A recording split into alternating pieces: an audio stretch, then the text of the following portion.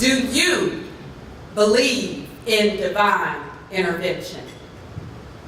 Do you believe in living your passion? You know, I've been truly blessed.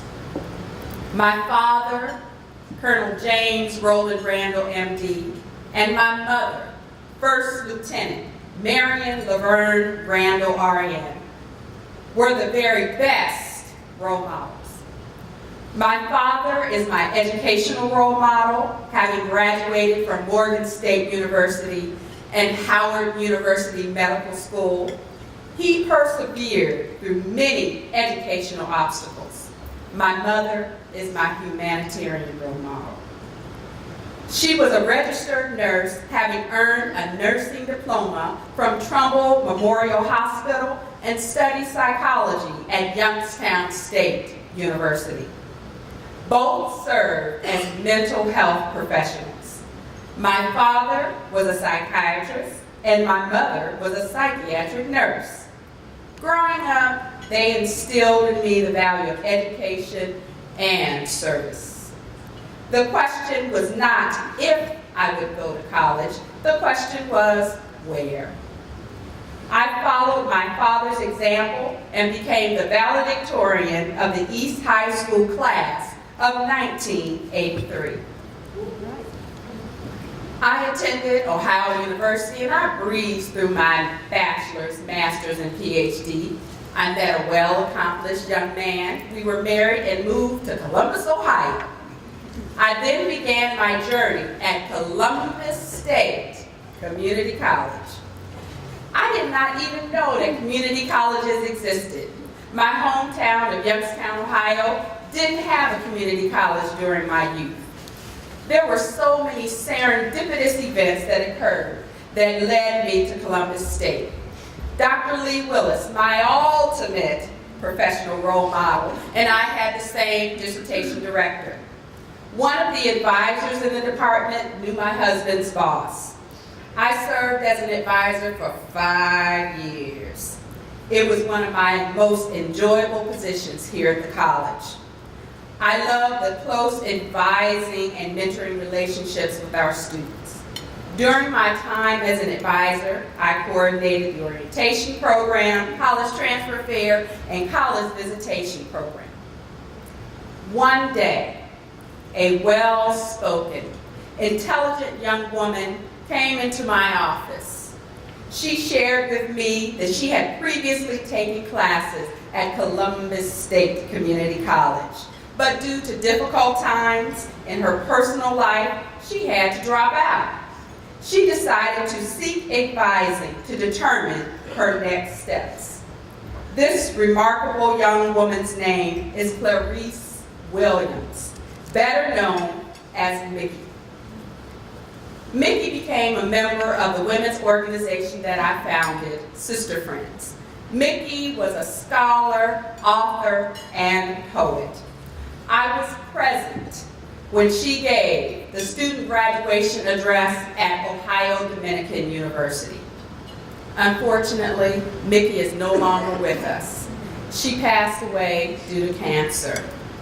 Mickey lives on through her successful children and inspirational writings. Colleagues who have served as advisors for Sister Friends are Michelle Teasley Parks and the late Dr. Chandra Bell. It must have been in 1994, while I was an advisor, that a Columbus State Foundation donation drive was held, and I knew that I needed to contribute to help all of the students who had not been as fortunate. I signed up for payroll deduction. Yes, I believe in divine intervention. I moved on to be the coordinator of the Student Activities Office and director of the Student Activities and Athletics Department. Dr. Jan Rogers hired me in my first supervisory role and ushered me on my way. During that time, the Student Ambassador Program, as well as the Phi Theta Kappa Honor Society, were high-achieving groups that were under my purview. Paula Collier, my assistant, was one of the first student ambassadors working with Terry Blaney in 1992. Allied Health Assistant Professor Taiwan Banks served as my Student Ambassador Coordinator in 1999. At the time, Taiwan was still an undergraduate student. I had the opportunity to work with students who actively participated in organizations and athletics. So many great things have happened at Columbus State Community College through the years. I am celebrating 2 significant milestones. This is my 25th year service at Columbus State Community College. Dr. Harrison and I began on July 1st. He in 2010 and I in 1993. And this photo was on the cover of the Dispatch. It also has been 20 years since I earned my PhD. I cannot believe that I've been registrar for 16 years, and I just love it! One of the constants during my career has been my commitment to the foundation. I began with payroll deduction, and then volunteering at Taste the Future, our premier culinary fundraising event. In more recent years, I've served on the Taste the Future Host Committee, an annual donation of $500, President's Circle, an annual donation of $1,000, and the Columbus State Foundation will be the beneficiary of a legacy gift of $20,000 detailed in my will. You might think, she's just doing too much.